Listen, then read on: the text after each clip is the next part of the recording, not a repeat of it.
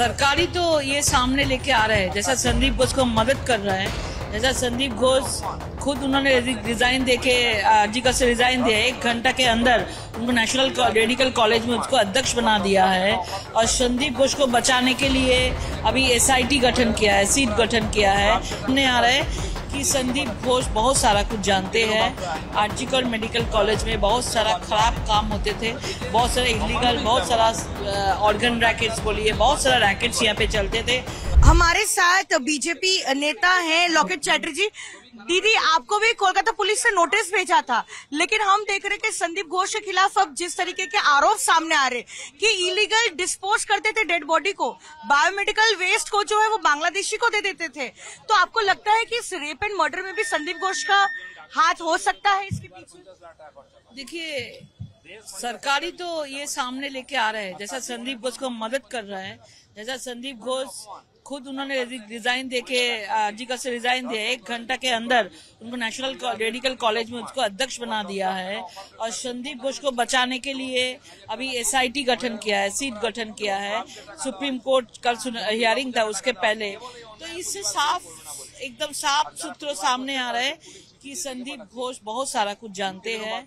RG Kar medical college में बहुत सारा खराब काम होते थे, बहुत सारा इलीगल, बहुत सारा ऑर्गन रैकेट्स बोलिए, बहुत सारा रैकेट्स यहाँ पे चलते थे। वहाँ का लोकल डॉक्टर भी, जो भी स्टूडेंट्स लोग हैं, वो भी बहुत सारा कुछ बता रहे थे। तो मुझे लगता है कि ये सब सरकारी हॉस्पिटल में, एक ही हॉस्पिटल नहीं है, बहुत सारा हॉस्पिटल में ऐसा चलता है। हम लोग को पुलिस ने समन भेजा है, लेकिन एक सरकारी हॉस्पिटल में महिला का ड्रेस चेंज करने का भी रूम नहीं है। तो पुलिस को ये सब देखना चाहिए। प्रायोरिटी सोशल मीडिया में ध्यान दिया, उसका परिवर्तन में अगर ये थोड़ा सा सीबीआई को मदद कर देते, संदीप घोष को उस दिन अरेस्ट कर लेते और एफआईआर तुरंत कर देते थे। और सेमिनार रूम जो था उसको ताला नहीं लगाया, उसको सील नहीं किया है, और 144 भी बहुत घंटे बाद हुआ है। ये सब कारण के लिए लगता है कि क्वेश्चन मार्क हो जाता है कि पुलिस सरकार को बचाना चाहते हैं, पुलिस खुद को बचाना चाहते हैं। ममता बनर्जी मतलब छुपाना चाहते हैं जो रेपिस्ट है। दीदी, आपको लगता है कि ये जो लेडी डॉक्टर के साथ रेप और मर्डर हुआ, ये क्या सिर्फ एक रेप और मर्डर का केस है, या बहुत कुछ ऐसा था, वो लेडी डॉक्टर जान गई थी उस अस्पताल में जो रैकेट चल रहा है, कि वो भी कारण हो सकता है? मुख्यमंत्री जैसे तरीके से रास्ते के ऊपर आ गया है, इसमें पूरा हम लोगों को लग रहा है कि ये सबसे बड़ा पॉलिटिकल एक मर्डर है, political brutally rape and murder. इसमें बहुत सारा पॉलिटिकल कॉन्स्पिरेसी पीछे में चल रहा है। इसलिए मुख्यमंत्री, आप बोलिए ना, मुख्यमंत्री के ऊपर किसका प्रेशर है? उनका प्रेशर में मुख्यमंत्री रास्ते के ऊपर आ गया है।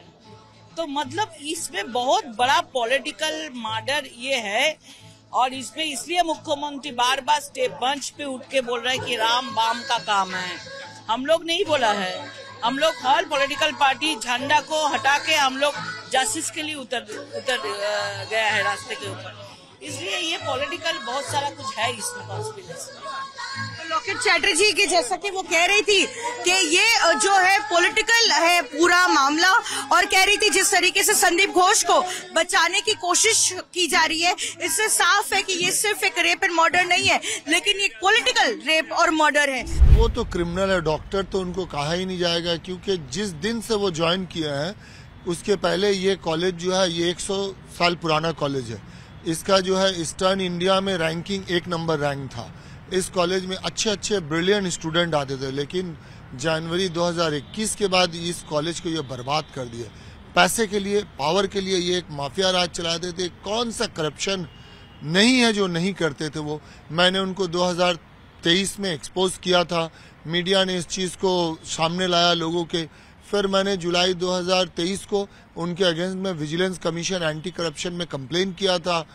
एंटी करप्शन वालों ने फिर हेल्थ डिपार्टमेंट को एक फाइल भेजा था और एक कवरिंग लेटर करके, मगर ये बहुत ही बदकिस्मती है कि उनका कुछ नहीं हुआ, कोई एक्शन नहीं हुआ। अभी लास्ट कल सिट कमेटी फॉर्मेशन किया गया है और आज से उसका इंक्वायरी शुरू हुआ। आज मुझे हेडक्वार्टर में बुलाया गया था, मैं जाके आया हूं और मैं अपना स्टेटमेंट भी दे के आया हूं। उन लोगों ने वीडियो रिकॉर्डिंग किया और मैंने कहा कि जब भी मुझे बुलाया जाएगा मैं कोऑपरेट करूंगा। मगर इस बीच इतना लंबा वक्फा में उन्होंने डॉक्टर संदीप घोष ने जो जुर्म किया है और स्टूडेंट लोगों का जो जिंदगी से खेला है, इसका जवाब कौन देगा? इसके साथ इंसाफ कौन करेगा? कई स्टूडेंट का उन्होंने लाइफ बर्बाद कर दिया, बहुतों का उन्होंने इंटर्नशिप कंप्लीशन सर्टिफिकेट नहीं दिया। एक माफिया राज चलाते थे, स्टूडेंट लोगों को शराब पीना सिखाते थे, स्टूडेंट लोगों से गलत काम, पैसा वसूली करना, तस्करी करना, ये सब सिखाते थे। यहाँ तक कि वो डेड बॉडी को भी बिक्री करते थे और बाद में उन्होंने डेथ रजिस्टर को भी गायब कर दिया ताकि गवर्नमेंट को इनका सबसे पहले मैंने पर्दाफाश किया था बायोमेडिकल वेस्ट लेकर के, जो इलीगली ये एक रिसाइकिल होता था और कुछ बांग्लादेशी सिटीजन थे, जो मैंने अपनी रिपोर्ट में लिखा भी था। 20 मार्च 2023 को मैंने अपना रिपोर्ट सबमिट किया, 2 घंटे के अंदर मेरा ट्रांसफर हो गया। 21 मार्च को MSVP ने पूरा इस कमेटी को डिसॉल्व कर दिया और ये सारे रिपोर्ट को चाप दिया। फिर भी मैं शुक्रगुजार हूँ मीडिया का, जिन्होंने उनको एक्सपोज किया। उनके सारा करतूत मैंने मीडिया के सामने, मीडिया के थ्रू यहाँ के अवाम को बताने की कोशिश किया। सारे मीडिया ने सपोर्ट किया, मैंने उनको डॉक्यूमेंट भी दिया। मगर मेरी बदकिस्मती है और संदीप घोष की खुशकिस्मती कि वो हर बार बचते गए। आज इतना बड़ा हादसा हो गया, इतना कुछ हो गया। अगर शुरू में गवर्नमेंट इनके अगेंस्ट में एक्शन लेता तो शायद ये सब कुछ नहीं होता। दादा, आप कह रहे थे कि विजिलेंस और एंटी करप्शन में आपने जब वो कंप्लेन दर्ज कराई थी, उनको क्लीन चिट दे दी सरकार ने। कुछ कोई एक्शन ही बहुत ही इन्फ्लुएंशियल उनके ऊपर, उनका कुछ ब्लेसिंग है, कुछ लोगों का हाथ है। जब 2 बार उनका ट्रांसफर हुआ, एक ऑर्डर तो 48 घंटे के अंदर रिवॉक हो गया और एक ऑर्डर फिर कुछ ही दिनों में रिवॉक होकर फिर उनको प्रिंसिपल के पोस्ट पे बैठा दिया गया। तो मैं ये इन्फ्लुएंशियल नहीं तो और क्या बोलूंगा। क्या कोई तृणमूल कांग्रेस नेताओं का हाथ है? देखिए, तृणमूल कांग्रेस इस तरह से मैं स्पेसिफाई नहीं करूंगा, लेकिन उनके पीछे काफी लोगों का हाथ है और कुछ लोग मिलकर ये सारे नेक्सस चलाते हैं और ये मीडिया को एक्सपोज करनी चाहिए ताकि कुछ और मासूम बच्चे उनका शिकार न हो। दादा, आपने अपने कंप्लेंट में लिखा है कि जो अनक्लेम्ड डेड बॉडीज होती है, हाँ, उनके साथ वो क्या मतलब अनक्लेम्ड डेड बॉडी भी वो बेचते थे और कुछ प्राइवेट मेडिकल कॉलेज जैसे ये अनक्लेम्ड बॉडी वो वर्कशॉप के लिए दे देते थे, डिसेक्शन के लिए, और डेथ रजिस्टर ही वो गायब कर दिए थे ताकि इसका कोई रिकॉर्ड ही नहीं मिले। क्योंकि उनके अगेंस्ट में कंप्लेंट भी ताला PS में हुआ था, ये PIL भी हुआ था। मगर ये है कि ये इतना इन्फ्लुएंशियल है कि हर जगह से ये बचते गए। मगर एक तो कहावत है नहीं कि ऊपर वाले की लाठी में आवाज नहीं होता। आप जितना भी जुर्म करेंगे एक दिन आपको यहीं पे हिसाब दे के जाना होगा।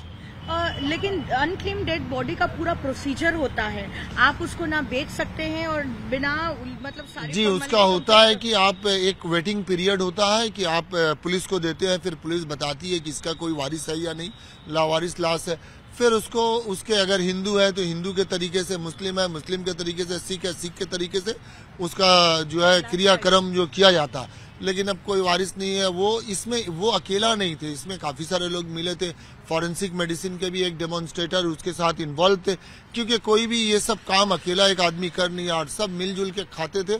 और उनके ऊपर भी कुछ लोग हैं, उनके नीचे भी बहुत लोग काम करते थे। मैं चाहता हूं सबों का पर्दाफाश हो और इंसाफ हो और इस तरह का लोगों को सजा मिलनी चाहिए